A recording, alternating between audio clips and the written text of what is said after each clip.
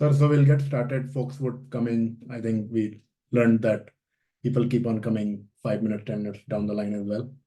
So we'll get started. A very warm welcome to everyone, students, guests, and faculty, IHMR, and everyone present today. I am Raghav, and on behalf of Healthcare Continuum, would like to welcome you all to today's session of Healthcare Grandmaster series, which is second session today on coordinated strategy for hospital. This series is not educational series, but rather more of a bridge to connect the academia and the industry to bring forward the global healthcare insights with sharp minds who will shape the future of healthcare in India and beyond. Our partnership with IHMR is very crucial, and we have Dr. Pankaj Talreja himself that enriches the level of scholarly depth and expertise, but also the know-how and the practical aspect of it. This is a commitment to preparing the new generation to face the intricate realities of healthcare. So I welcome you all to today's session. For today's session, we are honored to have Dr. Shuchin Bajaj, who is not just a doctor, but a social entrepreneur. What an amazing combination, and it would be a great to hear that story. Uh, Inspired by his roots, not just working in the Delhi's biggest private hospital, he gave up his job there and started to work to open the hospitals, clinics, and digital health services aimed at providing high quality, low cost healthcare to communities that don't have access. For this, he founded Ujala Cygnus Hospital. Ujala Cygnus is currently operating 21 hospitals in Delhi, Uttarakhand, Uttar Pradesh, J&K, and Haryana, with a combined bed strength of 2,300 beds and more. And sir, you can correct me on that. Maybe it's more than that now. My stats might be a little outdated. And around 3,000 employees. And with a very strong vision that we want to provide super specialty and emergency healthcare to district towns of the states of India where no such facilities exist. So really honored to have you, sir. And without further ado, I would hand it over to Dr. Shuchin Bajaj. Thank you very much, Raghavji, for your kind words, and thank you very much for the organizers and IHMR to have me here to share my experiences with all the students and guests. Uh, as Raghavji said, our mission is to provide healthcare access to communities in smaller towns, but the overall mission is to provide access to everyone, regardless of their financial, social, or geographical backgrounds. We want to completely disengage your financial abilities, your geographical locations, and your social status from your ability to access high quality healthcare. Because I personally feel that healthcare and education are our fundamental rights, and we should not allow anything to affect their access, anything to impede the access. So the problem again is, people ask, why have other people then not been able to do it, right? Why is we have more than 810 districts in India now? Why do we not have tertiary care emergency facilities in more than 500 of those 810 districts? Why do people from there have to travel hours together to reach the nearest hospital? So, of course, there are many challenges, we all know. So, I'll just speak about my experiences on how we have been able to solve for those challenges, and how we hope to inspire many of you in this audience to go and set up healthcare facilities in the towns and communities where it is really needed very badly. So, as let me just try and yeah. So, as I said, out of the 810 districts, 500 districts do not have good quality healthcare facilities, and this story is repeated across India in various sectors. It is not just healthcare. It's like we are the pioneers in space technology, which is frugal. We have put our probes on the moon, in the Mars orbit at very, very low cost. But on the other hand, we really struggle even today to provide reliable public transport to most of our population. Whereas on the one hand, we have gated condominiums and communities with apartments costing sometimes crores and crores of rupees. On the other hand, right next to them, we will have hutments and slums sprawling across as far as we can see. So similarly is healthcare, that on the left you see a corporate hospital. It is an actual photo of a hospital in one of the states that we work in. There is a private theater, there are cafeterias, there are entertainment options. I mean, it's better than any five-star hotel that we've seen. But on the right, it is a civil hospital of the same state. In the last rainy season, when the hospital was flooded and people had to wade through ankle deep water to go and see the patients. So these are dichotomies that we see on a daily basis, and this is the problem that has affected us for a long, long time. We have been unable to provide quality tertiary healthcare services, especially services in which the golden hour is of great importance and in which people run the risk of losing their lives while trying to access healthcare. Uh, it, it affected me personally as well. So after I completed my MD in internal medicine, I was pursuing my super specialization in gastroenterology in one of the largest hospitals of Delhi. And being the first doctor in the family, I used to get a lot of phone calls from my friends and relatives who stayed in Haryana, very close to Delhi towns. Not very close, I mean, at that time, the National Highway 1 was not what we see it today. It was a very busy road. So they used to call us that, somebody's had a heart attack, somebody's had a head injury, somebody's very critical, and we are trying to bring that patient to Delhi. Please help us. So on the one hand, of course, it felt very nice that I could now help these people, and I was in a position coming out from poverty. My many of my relatives were still struggling to get out of poverty a lot, but we used to be very happy that now we can help them. But on the other hand, it always troubled me that why were these people traveling 5 hours, 6 hours in a hired jeep, because ambulances were not very easily available also. And sometimes they would just not turn up, and I would keep waiting for them, and then the next day I would find that the patient had died on the way.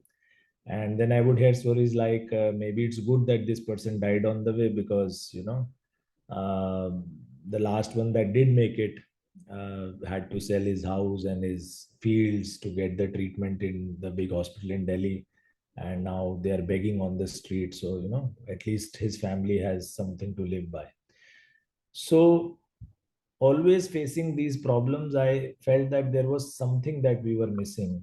There was something that was in the depths that really identified what was the problem.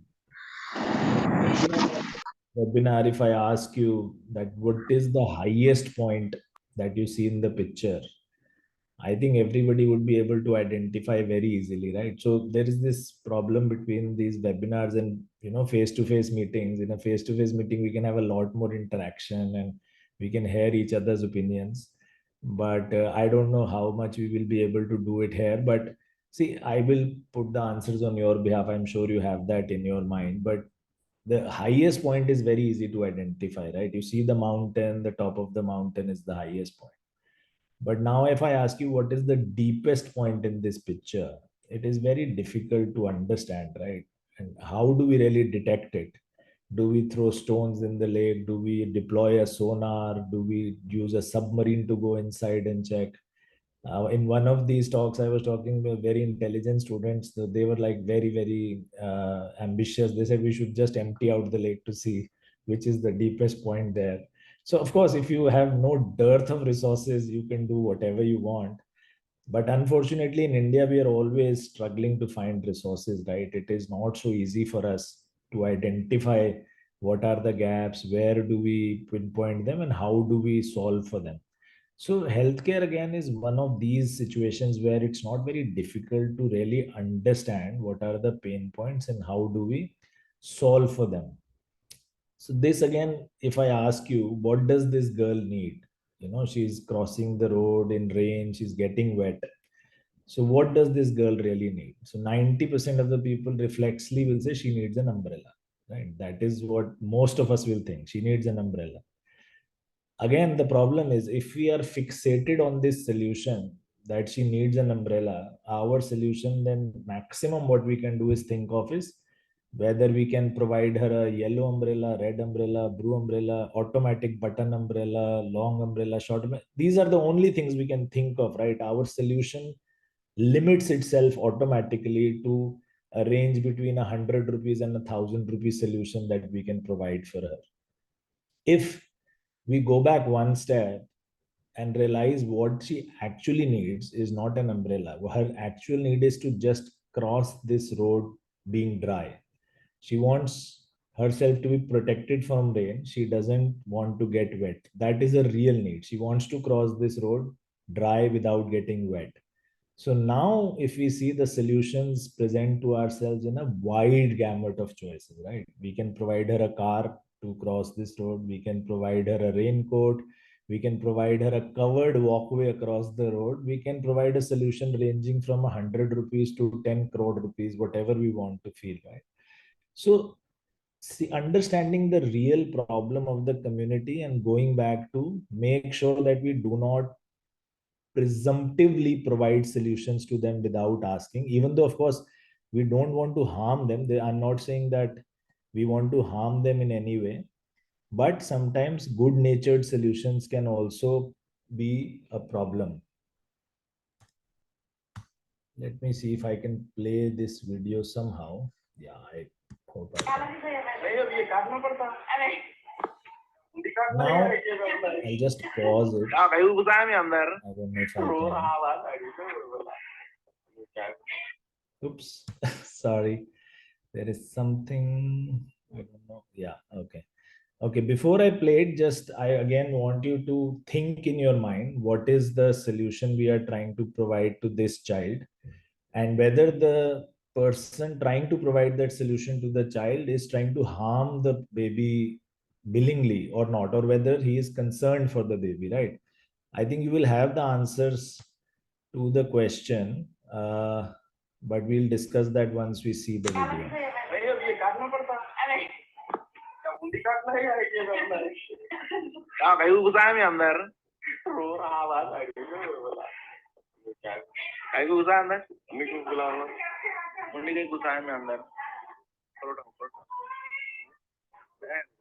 ऊपर से निकलते अच्छा नहीं नीचे नीचे तो करना अरे नहीं कर रहा हूँ गड़बड़ नहीं करना नहीं नीचे से कर पड़े यहाँ तो यहाँ से छोड़ जो ये भाई मैं निकाल दूँ पकड़ ये पकड़ नीचे छुपो नीचे से करा नहीं काम काम काम सही कर पहले काम सही कर रहे भाई ये ऊपर सामने हटाने पहले काम सही कर हाँ में आए जल्दी लगो अगर तू खैर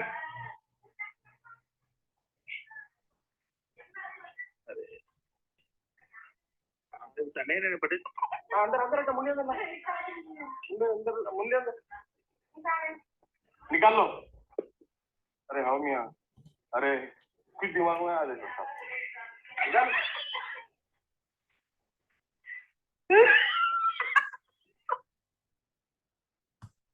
So, what did you think was the solution to this, right? Except for gynecologists attending this meeting, I think everybody felt that, we had to either cut the rods or, take down the gate somehow, or maybe do a surgery on the baby to get him out.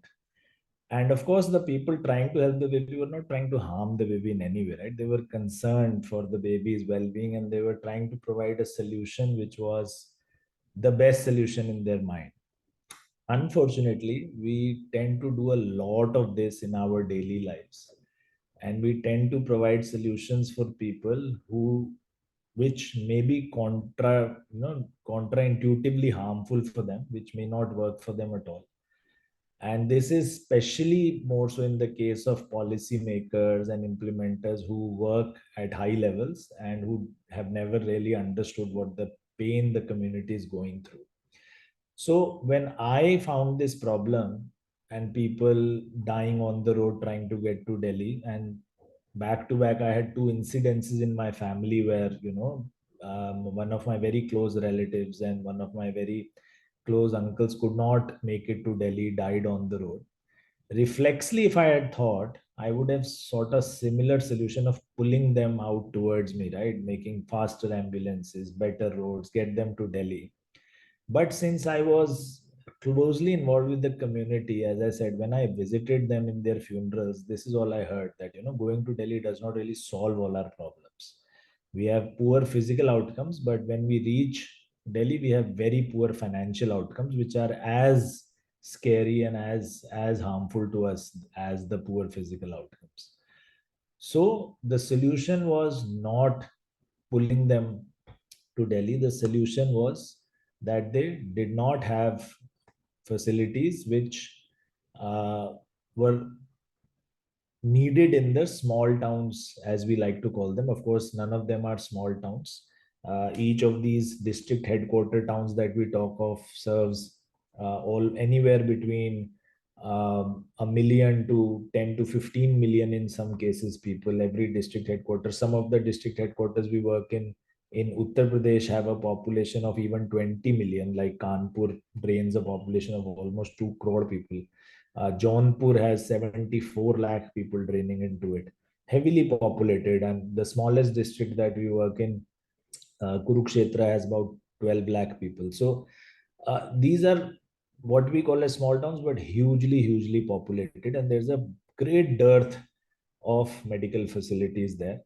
I'll try to show you another video which summarizes what I've been trying to tell my you. super specialization in a very big hospital in Delhi, and a lot of my friends and family used to call me saying that somebody's had a heart attack or somebody's had a accident, somebody's very sick, and they're bringing that patient to Delhi, and could I help them in any way? And sometimes they would never turn up. I would keep waiting for them, and then when I finally would get to contact them in the morning, I would get to know that the patient had died on the way, so they had to turn back and go back to their villages.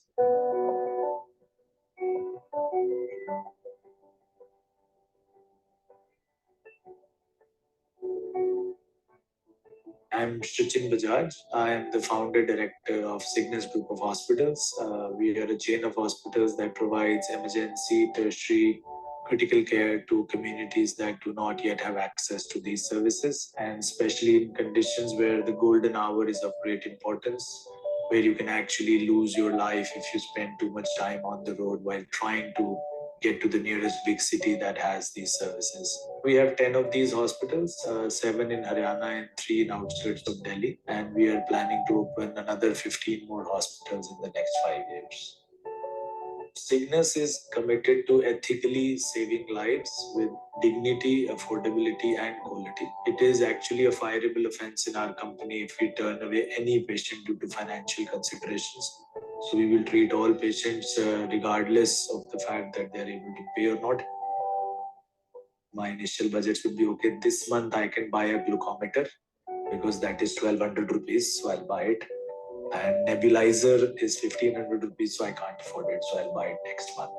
This is how we started with our hospitals, and started off with one very small one. Then luckily good people joined on the way. We got good backing from people who put their money behind our efforts. Right now we have about 1600 people working for us across our 10 hospitals and our offices, and we've treated more than 2 million patients till now, and we've done more than 50,000 life-saving surgeries. That is some numbers that we're really proud of. Unfortunately, the thing that we do is tertiary critical care. The preventive part of it gets lost somehow in the bandwidth that we have.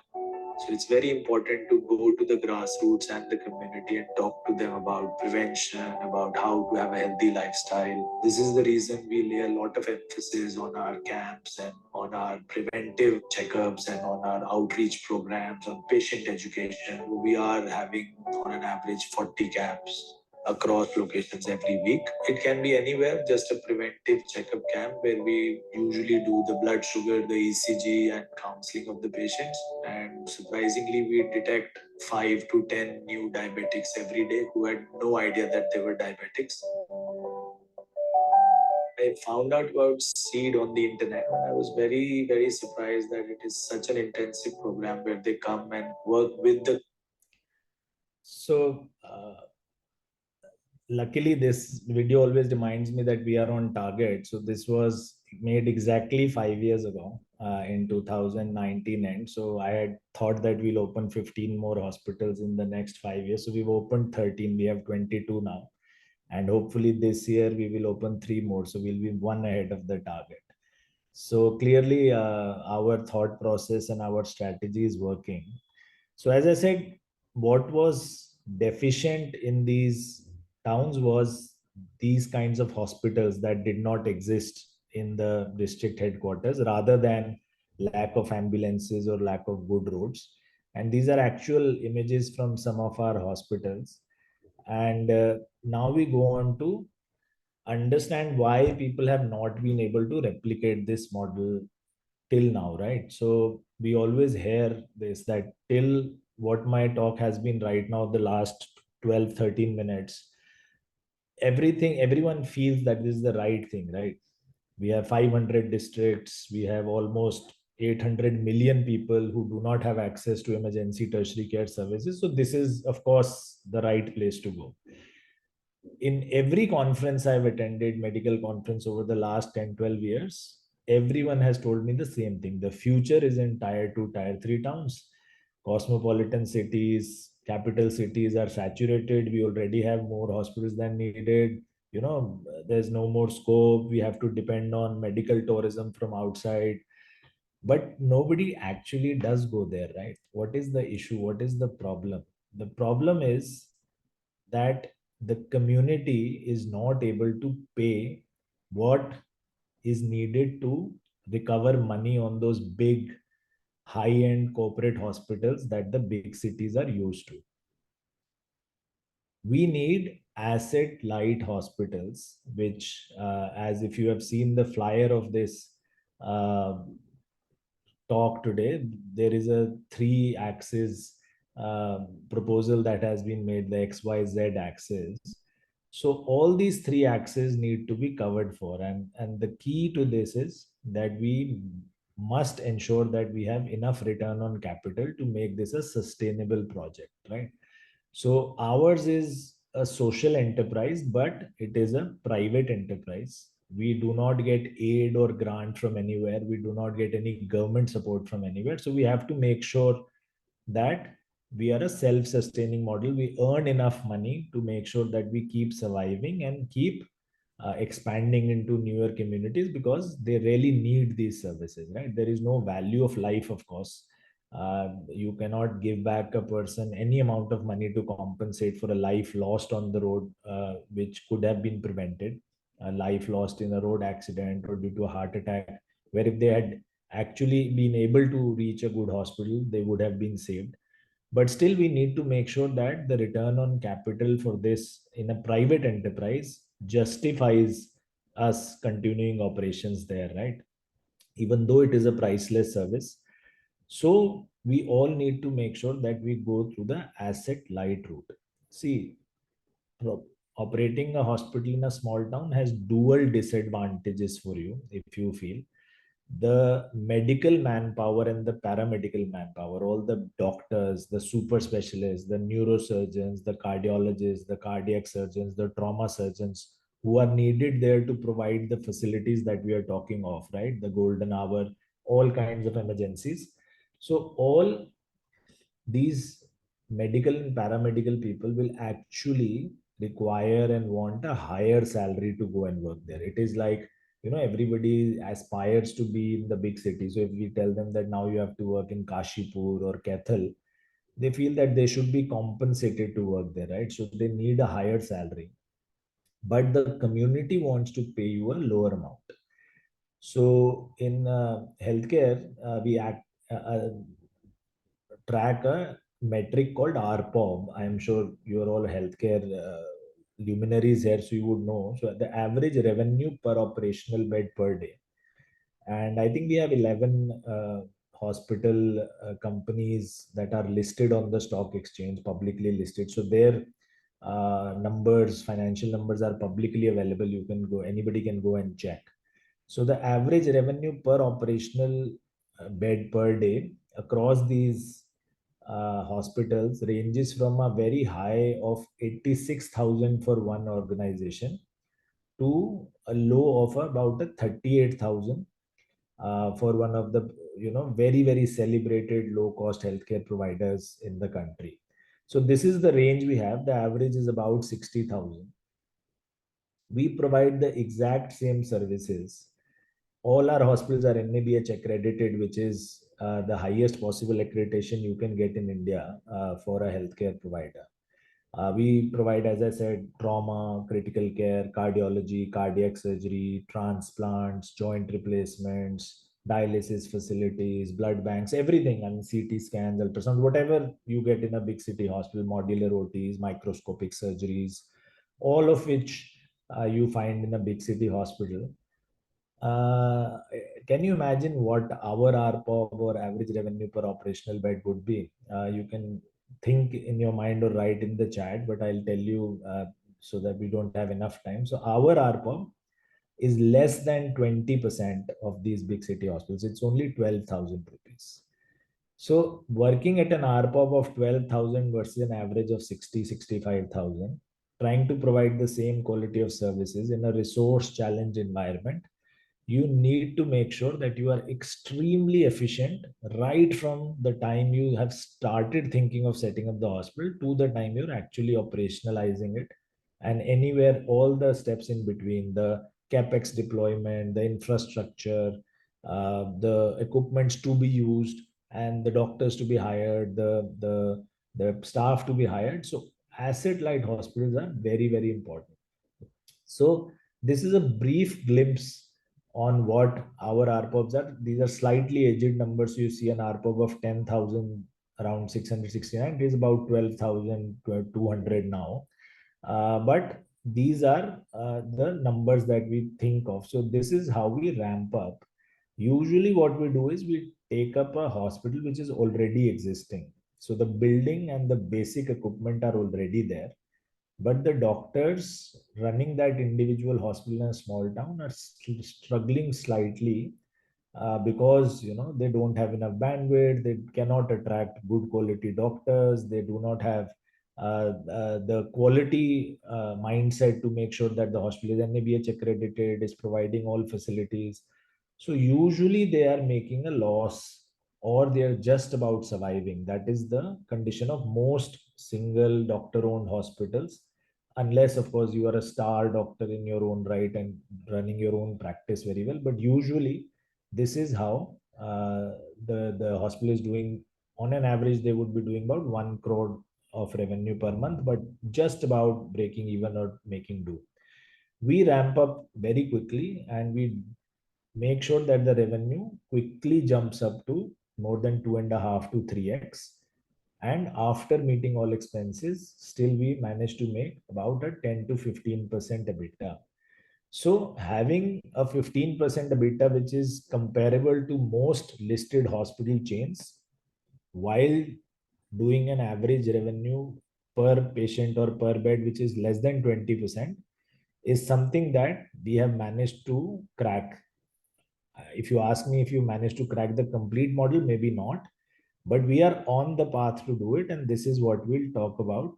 As you see, the return on capital for our hospitals compared to the listed hospitals is anywhere ranging from twice to more than 30 times. And the asset turn that we do is much, much higher than what the other hospitals manage to do. So how do we do it? First of all, if you are trying to set up your own hospital or a chain of hospitals or services, make sure that you have very clearly identified who you are going to treat in those hospitals. So if you are setting up a hospital in the heart of New Delhi or South Bombay or Bangalore in a cosmopolitan city, and you are trying to treat cancer patients or organ transplant patients, it's going to be a very different hospital from if you are trying to treat poor patients for hernias, head injuries, laparoscopic surgeries, delivery cesarean, basic diseases in which cardiology.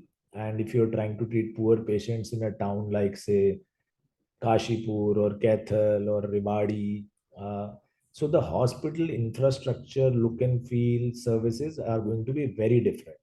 So if you build a small 100-bedded hospital to treat organ transplant or cancer patients in South Bombay, very, very unlikely that you will succeed.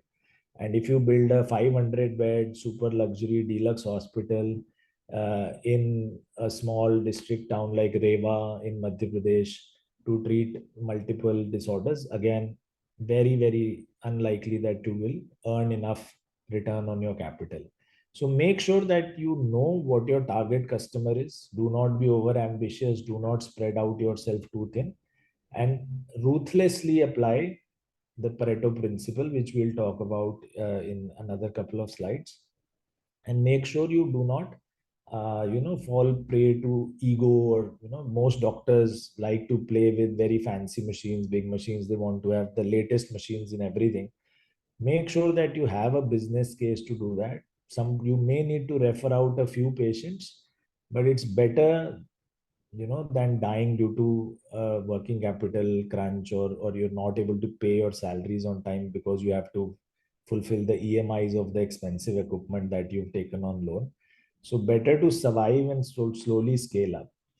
Second, you must establish a clear goal on deploying your resources, establishing performance indicators, making sure that you have a clear cut, measurable KPIs and KRAs. Because see, if you can't measure something, you can never improve on it, and you can never know when you are falling off the bus. So you have to have indicators which you clearly can measure every week, every month, every quarter, and you must write them down before you start operations. The more your plans are clear, the more you have clear indicators on your mind that this is what we'll track, this is what we need to do. These are the indicators where we press the panic button. These are the indicators where we know that we are on the right track.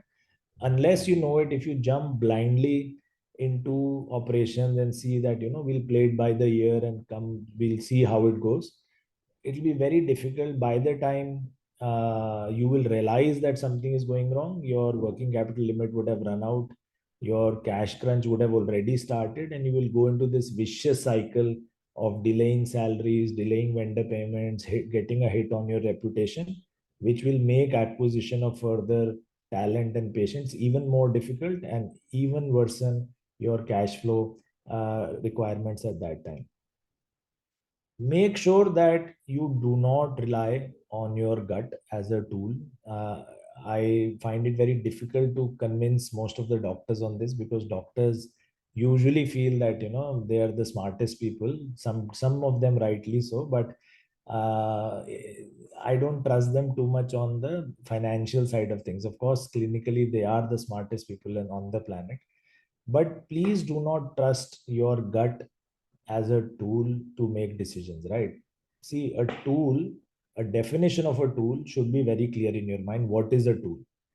A screwdriver is a tool, right? So a screwdriver, I know very clearly, if I put it into the screw and turn it clockwise, it will tighten the screw. If I turn it anti-clockwise, it will loosen the screw. If I give the screwdriver to you, you can do exactly the same thing with that tool, right? If you turn it clockwise also, anybody in the world, if they do the same thing, it will get the same result. This is what a tool is. Very predictable results with everyone.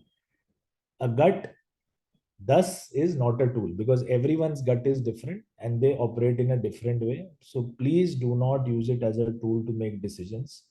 Make sure that you make educated decisions that maximize your quality and cost outcomes. Both of them are very important. If you compromise on quality, you can never survive in healthcare. But if you do not think of the cost, again, it will be difficult for you to survive. Make sure that you hire the right people to work with you. Unfortunately, sometimes what happens is we get doctors or very good quality staff who are there only for the money. This is the money I need and this is the money I will work for. This does not really translate into a long term engagement, because see, if somebody is working only for the money and not for what you are out to achieve, it is difficult to have alignments in your thoughts and purposes. So money is of course an outcome of everything. You will earn money, of course, if you do well, and so should your staff. You should partner with all of them. But if somebody is joining you only for the money, I am not very sure it will be a very, very useful engagement. So when you are hiring people, try to make as less of type 2 errors as possible.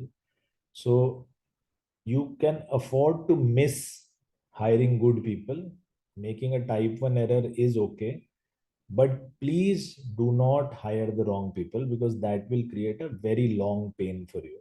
So try and make sure that the hiring process is as thorough as possible. You make multiple conversations with those people that you are going to hire in key positions. Make sure you travel with them to the hospitals, go and spend days with them, not hours, in the hospital. Show them what we are trying to do. Go to with them to the community, tell them that these are the things our purpose is. And once you feel that they really are aligned with your vision, they really feel that this is an important problem to solve and we will work with you, then you should take them on board. Of course, as I said, money is hygiene. You can find very, very few people who will work with you for a lower than market salary or for free. Pure missionaries are very difficult to find, that they will come and work only for the purpose. That will be one in a million people. If you find them, you're very, very lucky. Just hold on to them as hard as you can. But hire people who feel more for the cause and the purpose rather than for the money.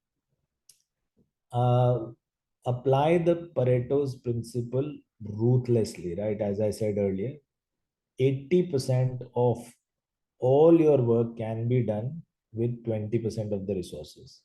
So purposefully, I always carry with me, because I am unfortunately stuck into the Apple ecosystem. So even now I am speaking from an Apple laptop, so I have to have an Apple phone along with me. But purposefully, I carry an Android phone with me all the time, and this reminds me that that 20,000 rupee phone can do more than 90% of everything I require.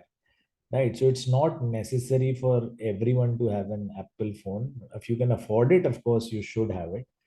But keep reminding yourself that more than 80% of everything can be done at 20% of what the cost is of the higher end machine. So, like, for example, what we do, we know that we are in small towns. We work for providing healthcare in the golden hour for emergencies.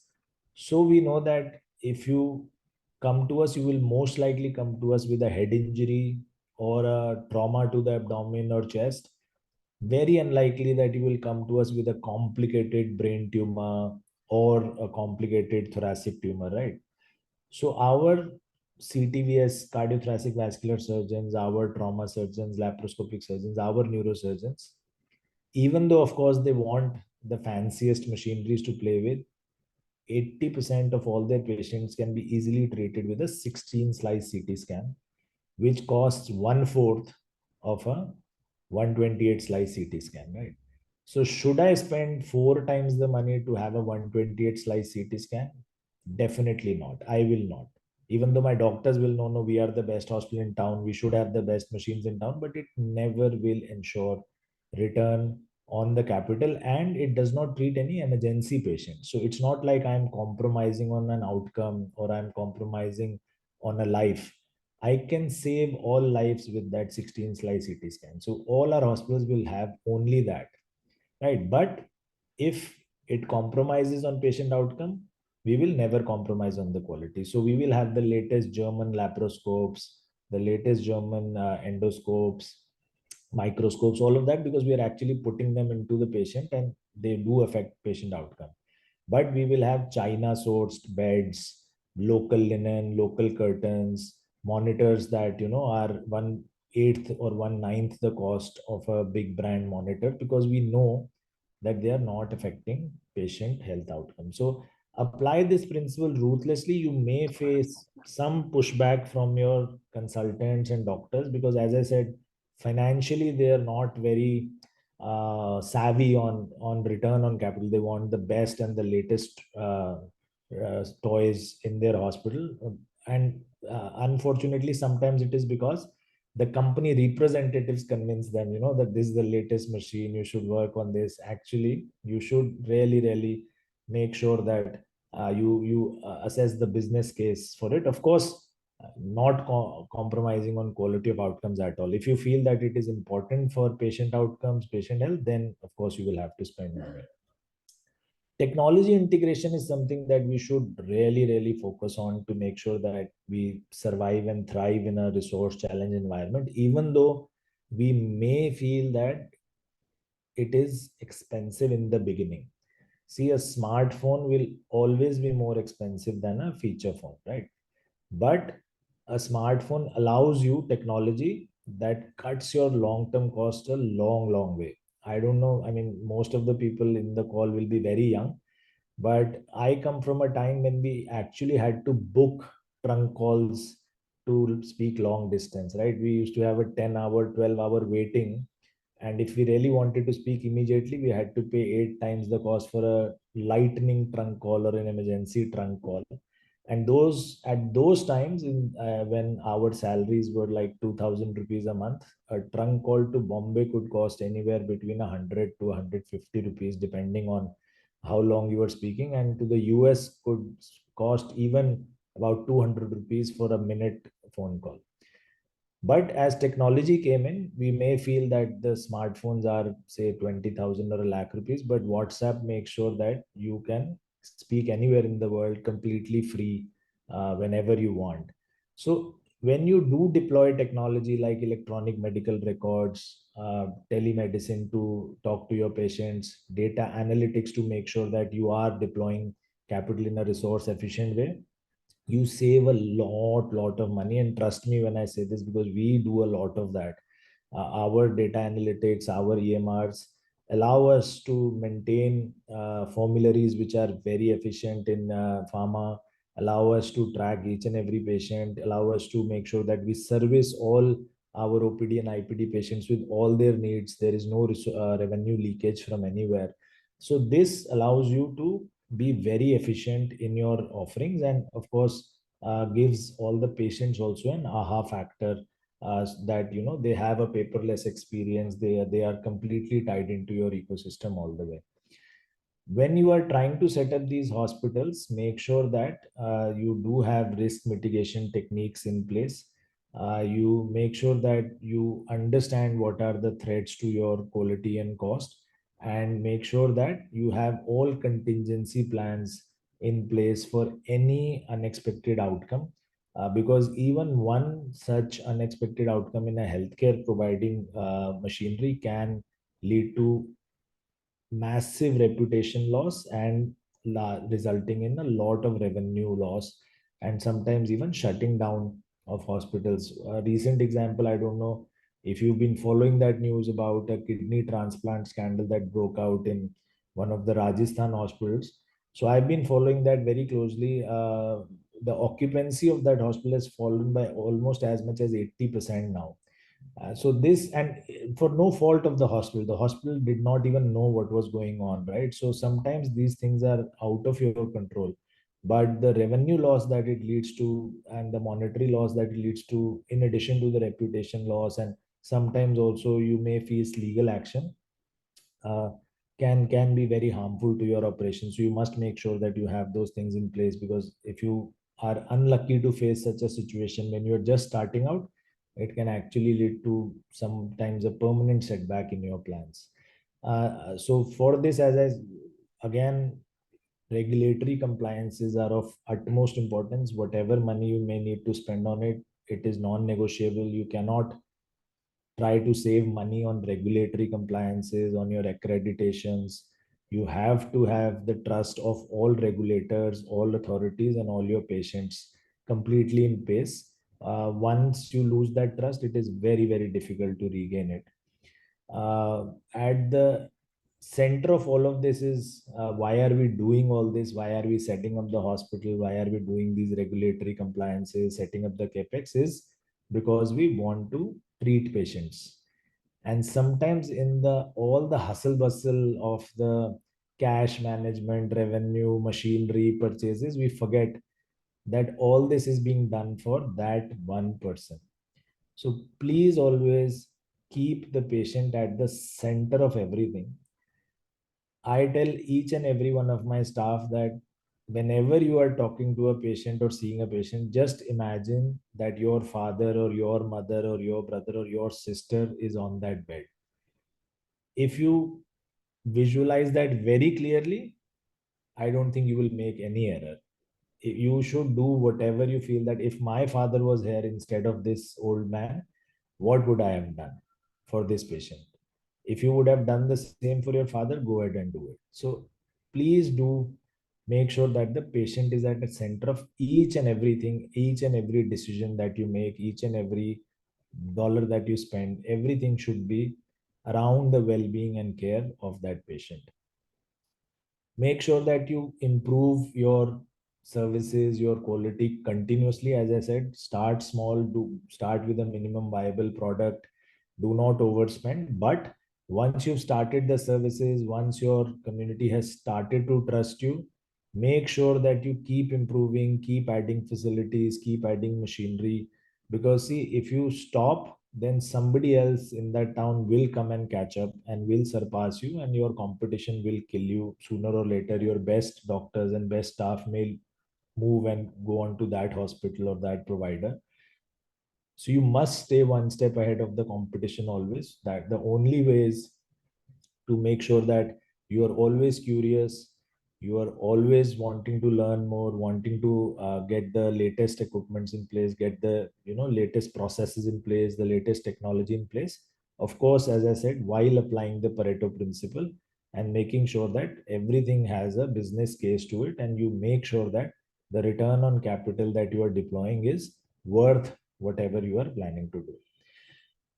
Once everything is set, your internal processes, machines, equipment, infrastructure, staff, then it is the time to go out into the community and adopt as many of them as you can into your system.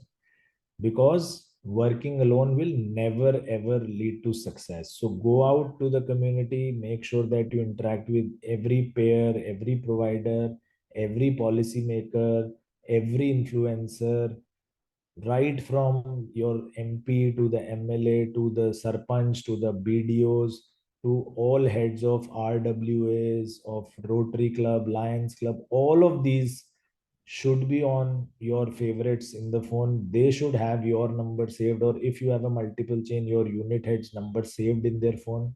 The unit head should have all their numbers, the SHOs, everyone.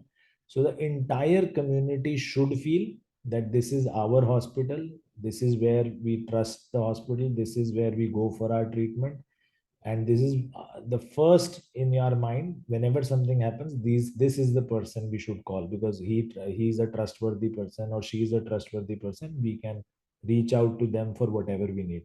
So interact with each and every person. This is a very painful, very long, and very exhausting process, but this is one of the most important things that you need to do if you want to set up a sustainable healthcare enterprise, because it is all about people. If the people are not with you and the people don't trust you, it will be very difficult to offer them services that they can trust their lives on. It is a very, very important thing, right? That they are putting their lives in your hands. So trust is something that builds very slowly but is destroyed in a second. So make sure that you keep talking to them and make sure that Once you have started services, they all come into the hospital, and all of them interact with you or your unit heads, your department heads, your doctors on a very regular basis, and they have their concerns addressed as soon as possible. This can be through digital means, this can be through physical means, this can be through a lot of various ways, but make sure that you do it on a regular basis. So if we are able to do all of this, I am sure you will have enough return on capital. I am sure you will be very successful.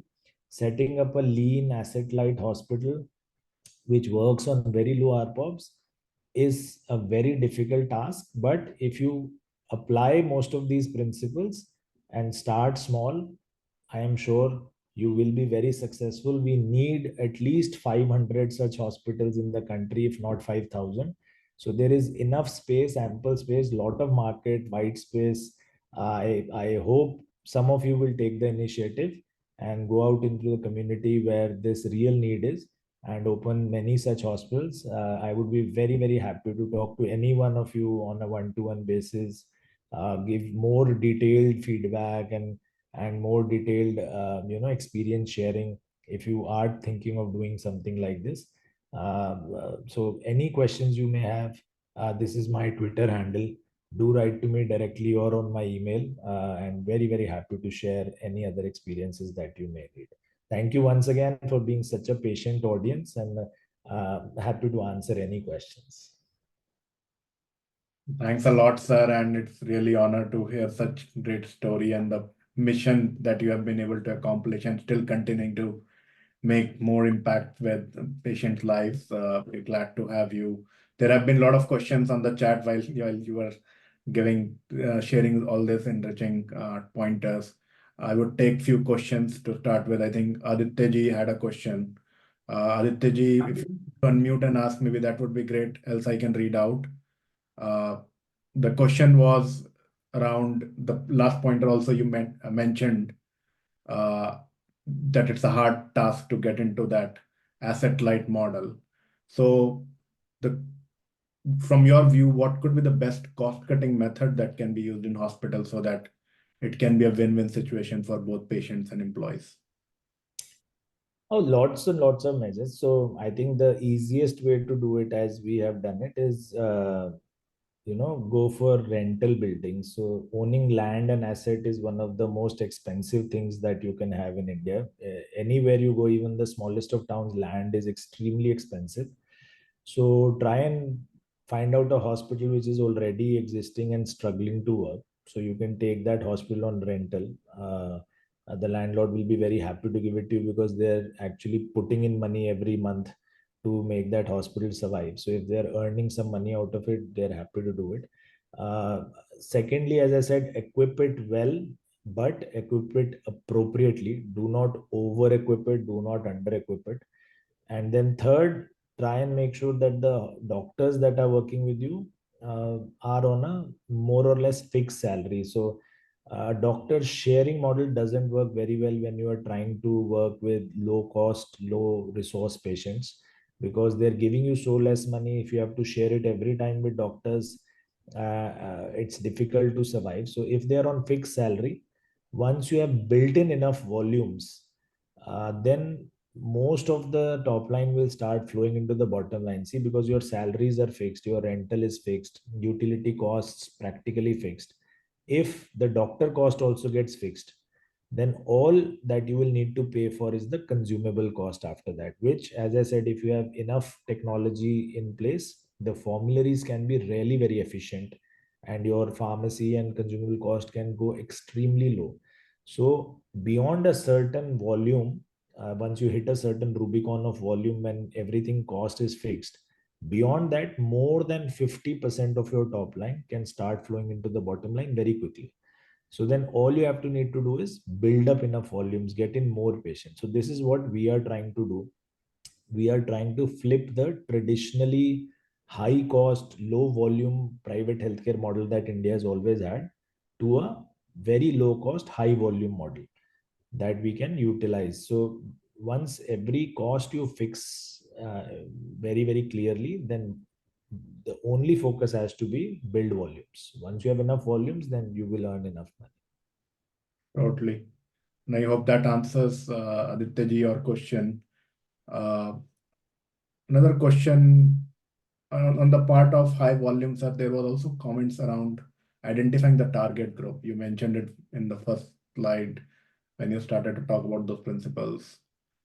What has been the approach you've taken to identify the target group, and what else people can do to identify what that target group look like to understand the unmet need of high volume and having a lean operation, low scale operations? So when we started out, we had actually even more limited resources than we have now. So at that time, it was very clear that our target group was the SEC C and D population. So we were very sure that we do not want to target the very rich people in the town or the SECA, even be the higher middle class, because we clearly did not have enough luxurious services for them. Although our health outcomes were very good, but they did not really, want to stay in general wards. They wanted deluxe air conditioned single rooms.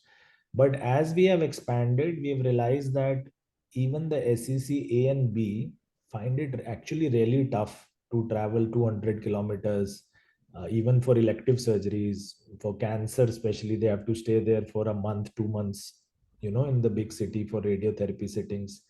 So we have gradually widened our offerings, but we have maintained the ethos that it is still a fireable offense to turn back patients due to financial reasons. So we treat each and every person. But now, from just SEC C and D community target to a more wider target, but making sure that the target is the small town. So we have not fallen for right now going into a big city hospital, because that is a very attractive market actually. That's where money is, that's where the high paying patients are. But we have been focused that we want to service communities which have no access. So we have a very simple way of identifying the town that we want to go in. And once we go in, we make sure that we are the best hospital there and provide all services, especially services of the golden hour from the very first day. Yeah, that's true, sir. And I think Dr. Altaf had some interesting pointers. Dr. Altaf, do you want to just unmute and ask your question?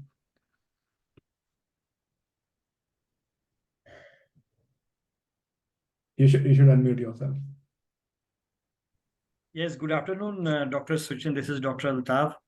And it was very quite interesting. But, I have some of my views I have put.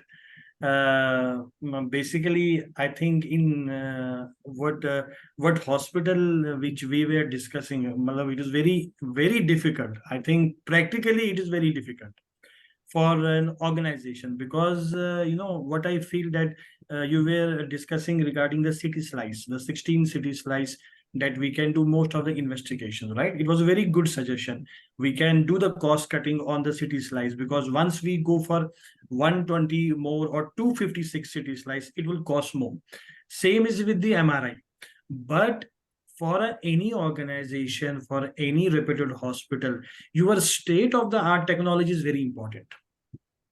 As far as your marketing is concerned, as far as your super specialty is concerned, see, people go to the hospitals. For example, if they have the MRI 3 Tesla, so people promote, the organization promote that we have 3 Tesla, we have 256 CT slice, we have the dialysis, we have the advanced eco and TMT machine. So people need technology, they need health, and they need a well-defined technology to express and for the correct diagnosis. See, I think we can start with a minimal thing, but for the sustainability and for being a different in the market, you have to introduce something different in the years. For example, if I established a hospital and I am rendering these services, now in a 1 or 2 year, I will start state of the art dialysis unit. state-of-the-art diagnostic unit, state-of-the-art radiation oncology unit. Because if I will not do it, it will be very difficult for me to stay in the market and to catch the footfall. As far as the private organization is concerned, see, sir, as far as the government super specialty institute and medical colleges, they have the enough infrastructure. They have one of the latest machines, but the problem is the day-to-day maintenance, the AMC, CMC, availability of the doctors, and they are not able to hire a physician. It is very difficult for the medical colleges to hire a nuclear medicine specialist because they have the fixed salary. They have the fixed salary for the specialist, and nuclear medicine is not available for the government medical colleges nuclear medicine because he's getting 7-8 lakh rupees in the private institutes. It is very difficult, sir, for hiring the super specialist as far as the human resource is concerned on the salary basis, because they give 2 hours to one hospital, 2 hours to three hospital. Anesthesia person go to different hospital. It is very difficult, to bind them to only you come to my organization, be on my salary basis from 9 to 5. It is No. very difficult, sir. It is my personal opinion, sir. Thank you, sir. Thank you very much, Dr. Altaf. So exactly, I think you've proven what I started with. So this thing about, having a 3 Tesla MRI, making sure that we have the latest radiation oncology unit costing about 30 crore rupees. We all aspire to do that, sir. Agreed with you. If money was not a constraint, I would also put everything there. The question is, for a 3 crore, a 3 Tesla MRI, I will pay around 7-8 crore rupees. For a radiation oncology full setup with bunker, I will pay 30 crore rupees. So for that 38 crore rupees, I will need to make, at least 1 crore of rupees every month just to pay the EMI for that. Right?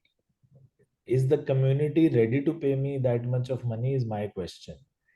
If they are, we should definitely, as I said, if you are setting up in South Bombay or South Delhi, you must have these facilities in place.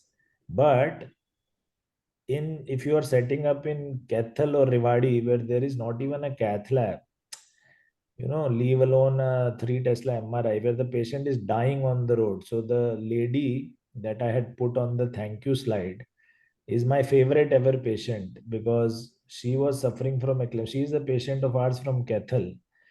She was suffering from eclampsia. She had thrown a seizure, and the gynecologist treating her said that I cannot handle her. You have to go to Patiala or Chandigarh, because Kathal, those are two are the nearest big towns where the healthcare facilities are. So the relative started out, and then around 10 kilometers later, they remembered that, oh, Cygnus has opened a hospital in Kathal very recently. We had heard, somebody told them on the phone. So they turned back and came in. We did an emergency cesarean. She was in the ICU. She had lost her eyesight. It is a very common side effect that, in a eclampsia patient, you tend to have affection in your retina. So you lose eyes. So she was blind. She was crying. She said that I will lose my baby. My baby will die. But 3 days later, you can see that photo. She regained her eyesight. Her baby survived. She also survived. So these are, facilities that we need to provide first, right? Having a 3 Yes, Tesla right. MRI is good to play with, Right. but not everyone needs the Taj Hotel to have coffee, right? You have to have all kinds. You have to have a 3-star hotel, 4-star hotel. There's market for everyone.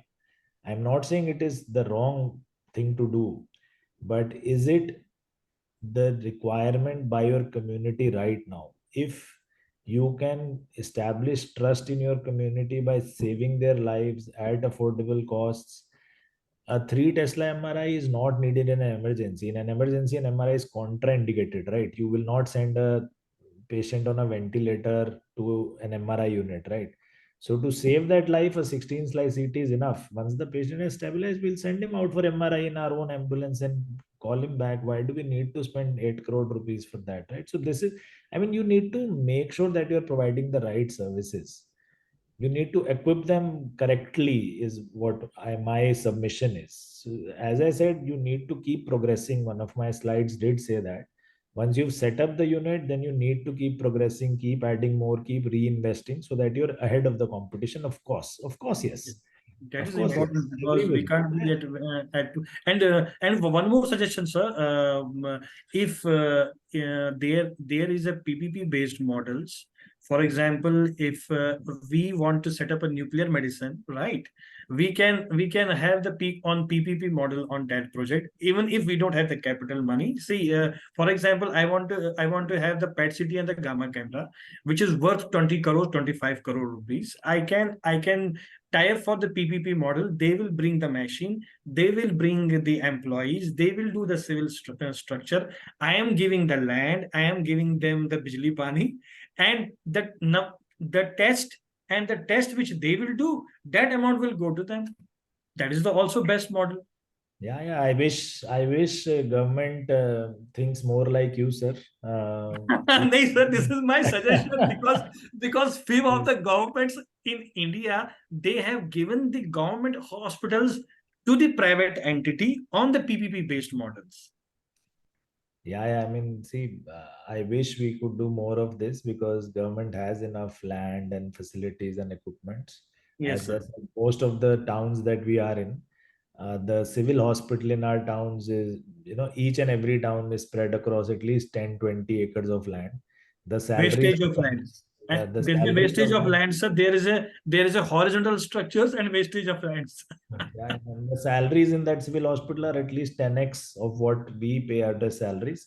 But unfortunately, in all those civil hospitals, after 3 o'clock or 4 o'clock, there's There is no usually one. one doctor sitting in the emergency and referring each and every patient coming into either Delhi or Lucknow or Yes, sir, so that is true. that is the unfortunate reality. They do not have any cardiologists or any neurosurgeons or any intensive care specialists. So patients are actually, unfortunately, wasting their time going to the civil hospital, spending an hour there, and then being referred out again. So the golden hour That doesn't is, exist for sir, that has been the irony because that is the ethical issue among the doctors. Because the same doctor, when he sits in the private, he does all work. The same doctor, when he practices in the medical college, he does nothing.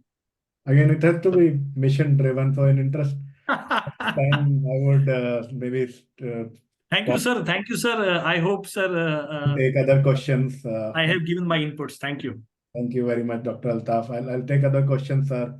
I know we are short on time, so have to make it efficient, just like hospitals. So I think the other question was from Dr. Professor H.S. Madan, Gurgaon. Sir, do you want to quickly unmute and ask your question? Professor Madan?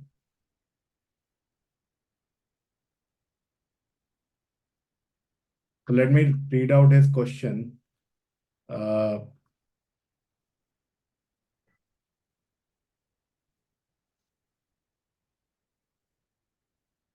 Basically, technology, again, I think it's applying with the price and remote area. Like, how do you manage applying technology in the remote area at the expense of cost? Basically, what's the trade-off look like? I think, Professor Madan, technology is even more important in a remote area, right? Technology is actually completely geography agnostic. So I come from a time, again, as I said, one of those dinosaurs. So I come from a time when I used to do clinical work. In addition to managing the first hospital, I used to spend 16, 17 hours, 18 hours sometimes in the hospital when we started out our first hospital. And even after I had left at 3 o'clock, I've driven many times back to the hospital to see a normal ECG. Because, see, reading an ECG is not very easy, right? It looks like a simple graph of paper. But during my MD medicine days, I read 4 or 5 books, I think, on ECG. And even now, sometimes I do miss something, right? So it is very difficult for a MBBS resident to actually read the ECG correctly. So when WhatsApp wasn't there, I mean, they would call me and say patient with chest pain, atypical, not really sure. ECG is also, I don't know what it is. Patient is not, responding.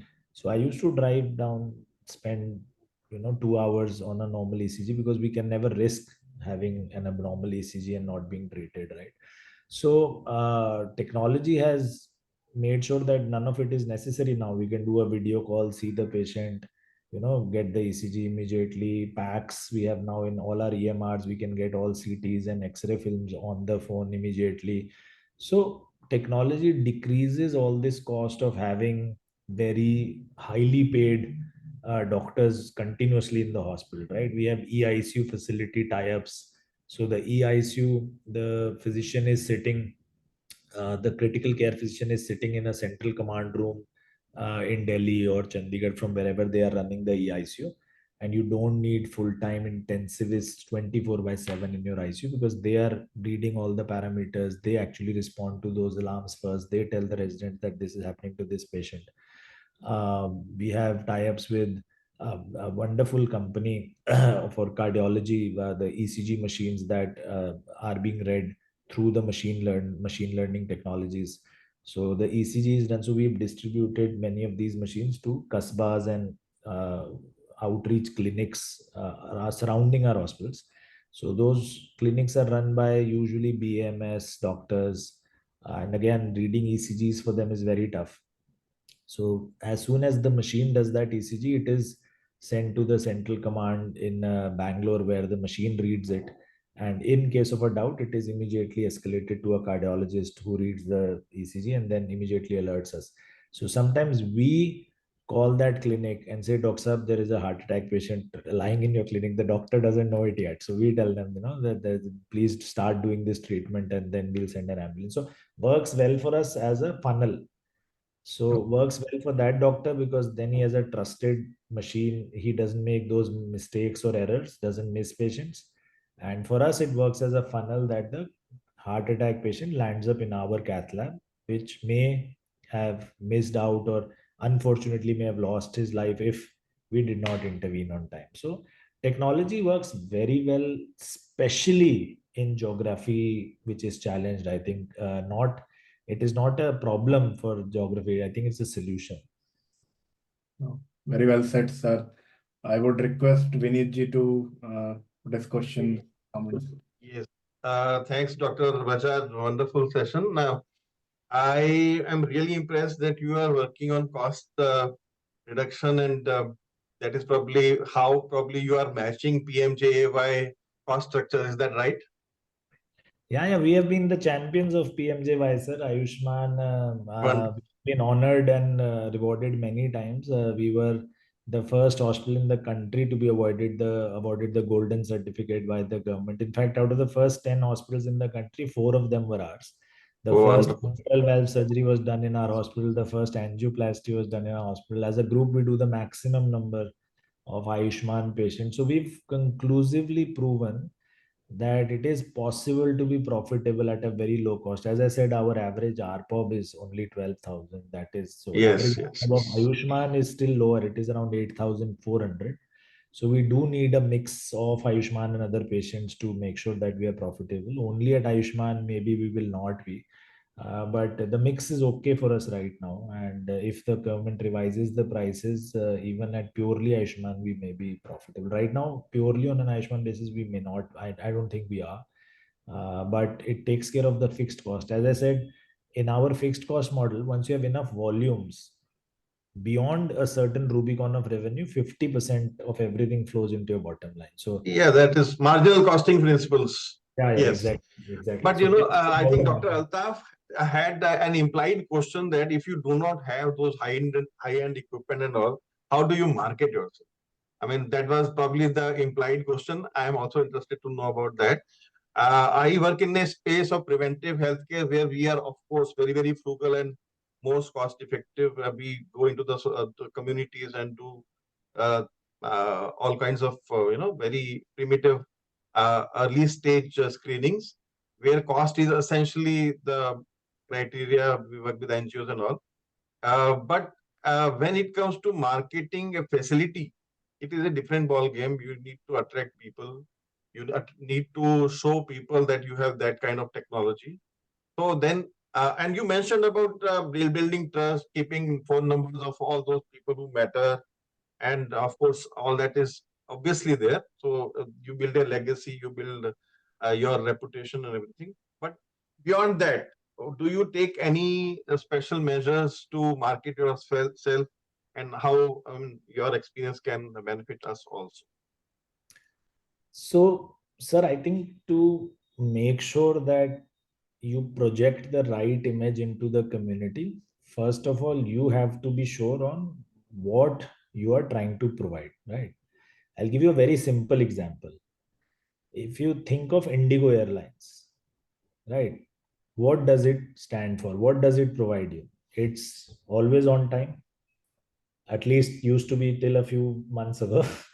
Always on time, neat and clean, safe, low cost, right? These are the only four things. Now, I think you would remember when Indigo started out, the aircraft carrier industry was only about luxury airlines. Every airplane you went into had hot food, free drinks. That was a given, right? Every airline, if you sat in an airplane, you expected that you would be served a meal by a very good looking, nice air hostess who would smile and give you the meal, right? For Indigo, having a hot meal is not in any of these four purposes it serves, right? First airline to completely stop all meal services. Till today, does not serve you a hot meal. They started serving you tea with hot water only very recently, right? About 3-4 years ago, they started, chalo chai to pila denge aapko. So you need to be very clear what you are selling. Does Indigo suffer for lack of hot meals on board? Doesn't, right? Still always full. People are buying tickets. They don't want that hot meal. They want to reach their destination on time in a safe plane, which is clean. Very quick turnaround. Air hostesses do all the work. They clean up the plane. I mean, you would be amazed to know they see fuel cost is 40% of all airlines cost, because fuel is very expensive. And fuel is burnt as per the weight carried on the plane. So do you know why Indigo did not offer hot food initially? It was not that it was very costly. It was just that the oven to keep the hot food was 15 kilos. They said, we will not carry this 15-kilo weight.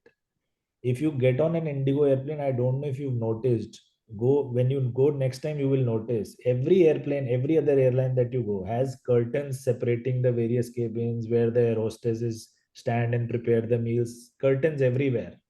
Indigo aircraft does not have even one curtain, because that each curtain is about 600 or 800 grams. They've removed all curtains. Just they do not even fill their toilet tanks with complete water. They have a full operations exercise in which they estimate what will be the water used in a particular flight. So in a morning flight, they will put in more water because people, have had a cup of coffee in the morning on the way or in the airport. So they will use the toilet. In the afternoon airline, when the flight in the afternoon, even the toilet will have half the water of what is in the morning flight, because it saves on weight. So you need to be very clear what you are offering, right? If you are offering life-saving services to the community at affordable cost, there is no way a 3 Tesla MRI fits into that. No way. So you do not market your 3 Tesla MRI, you market that we will save your life.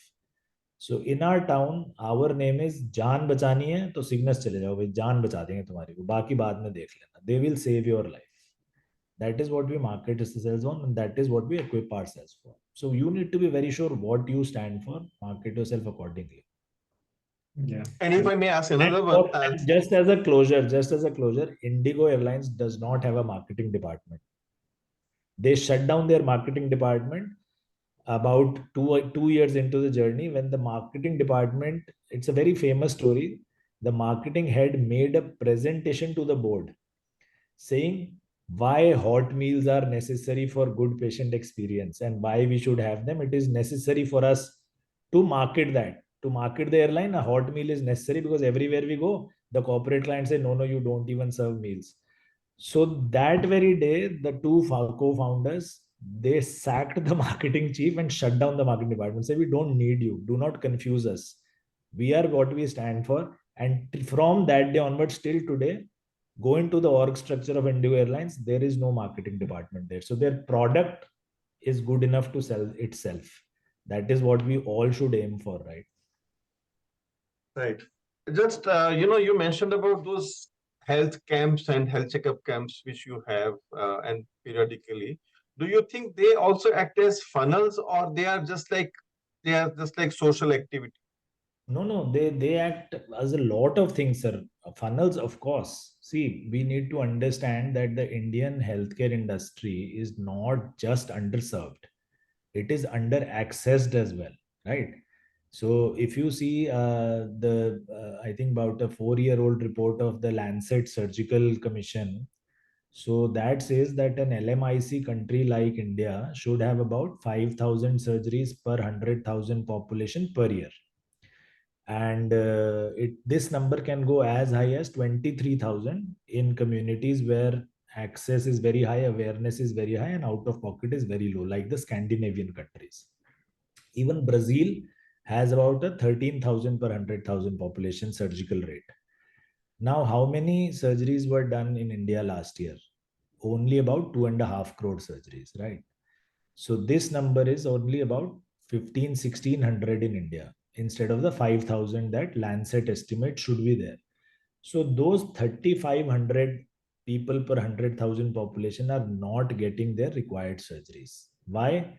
Because of the all the A's of healthcare, they fall out at any of the A. Awareness is the first one. They are not even aware. So when we go into the Sehat Chopal in our village healthcare camps, we call them Sehat Chopals. So it is very common for us to find old women. So people will say, oh, she is very old, she is bedridden, she can't see, she can't walk. It is normal, right? They don't know that a cataract surgery can make her see in 15 minutes, a joint replacement surgery can make her walk, a hysterectomy can take care of her gynecological problems, a gallbladder stone surgery or a renal stone surgery can take care of her pain in the abdomen that she's suffering from. So all of that, they're not even aware. Once awareness sets in, then it is acceptability. So many people are aware, but you will find many people are aware they need a joint replacement. It is difficult for them to walk, difficult to climb up stairs, painful, but they will still say, no, no, no, no, I will not go for this surgery. It's very dangerous. I don't know what will happen. No. Second is acceptance. Most people do not do it. Third, after that, these two come the problems that we are trying to solve. Even if you are aware and accept it, there may not be availability, right? The surgery may not be available for you. Even if it is available in the world, it may not be accessible. We can say, okay, this surgery can be done, but you will have to go to Harvard Medical School to get it done. Arey, how will I go? It's so far. So for the villagers, going to a surgery in Delhi is similar as us thinking, oh, Harvard jana padega. They're like, oh, Delhi jana padega. Even if it is accessible, it may not be affordable, right? They say it will cost you 2 lakh rupees. I don't have the 2 lakh rupees. So patients fall off at all these A's. We are trying to solve for them. So when we go there, we create awareness about the disease. We make sure that they accept it. We give them trust models. We showcase their own patients sitting there from that village, that this woman had this joint replacement surgery from your village. She will share her experience with you. We make sure that it is available, accessible right at their doorstep, and we make sure that it is affordable through either the PMJY scheme or any other social support schemes that we have, or the crowdfunding platforms that we talk to, like Keto and Impact Guru or whatever. We make sure that they can afford that surgery. We make sure that sometimes they pay in 2 years instead of doing a lump sum payment. So acts as a big funnel for us to get in more patients, but more importantly, acts as a big moat around that community. So the once the community builds trust in us that these are the people who come to our doorsteps every month, 2 months, then they will not think of anybody else. So setting up another similar hospital in that same district headquarter will not solve for your patient acquisition problem, because we already have a hold into the community so much that they will think of us only first. They will not come to your hospital so easily because they trust us because of these the outreach activities that we do. So these chopals are not just camps or not just patient acquisition. They are a very long-term game plan that we have to completely own the community through their entire life cycle. Yeah. No, I know this discussion is very enlightening and very promising to everyone who is working towards the mission of making healthcare accessible, available to millions of patients out there. But thank you very much, Dr. Shuchin. I would request Dr. Pankaj from IHMR to share a few words, his reflections on the topic and discussion today, and a vote of thanks. Right. So, sir, I think the last A was accountability, and I think you have been taken the accountability also, So I think that was the last A which was remaining there. And, it was a great discussion. And I think everybody, what I was sensing was everybody has been wondering how you have been able to do it. So I think the questions are revolving that how is it done? It is affordable and it's in tier 2, tier 3 cities. And I think kudos to you, sir. Kudos to you. So I think the vision has been very clear and you have really kept it affordable. At IHMR also, I think we have been providing with hospital managers. So IHMR is International Institute of Health Management Research. We have been creating hospital managers since 1990 now, right? So we had a campus in Jaipur, now Delhi, Bangalore. So the first is, thank you so much for this lovely presentation. The second is, I would request you to get associated in some minor form so that our students can also learn from your experience. So that would be the request, sir. And hopefully we'll connect on the sidelines and maybe solve some part of your HR problem, maybe if it is there, right? So thank you so much, sir. Thank you so much for this lovely presentation. Thank you very much, sir. It would be a privilege for me to be associated. And of course, we do have some IHMR graduates on our organization as well, and very, very happy to engage with them and offer them the opportunity to see exactly what's going on in these small towns, in the hospitals and the chopals that we do. And we'll be very lucky if some of them do decide to join the mission. As we said, we are looking for more missionaries than mercenaries. So if we can change the mindset of even a few of our healthcare practitioners and managers, we would consider ourselves as very lucky. Right. Thank you, sir. Thank you. Back to Raghav. Thank you. Sir, and I hope Manish sir, unfortunately Manish sir couldn't join today because of some unavoidable personal circumstance, but he would be very much thrilled about the discussion and all the great pointers we learned today. So thanks everyone for joining this discussion on a Saturday evening, and really appreciate your participation and engagement. And thanks once again, Dr. Shuchin, for taking out time to share and the amazing work you are doing. We look forward to hear more stories and contribute to that. Thank you very much, sir. And I do understand that we may have missed some questions in the chat. So if you can share them to me, unfortunately, I could not see them at all. I could not open the chat. So I will try and answer all those questions and then you can send them forward to the people. Definitely. I think there are a few questions here as well as on LinkedIn Live as well. So we'll compile them and send it across to you, and we'll revert to the audience accordingly. Thank you very much. Thank you, everyone. Thank you, sir. We will discuss more in future. Thank you very much. Thank you. Thank you, sir. Thank you, sir.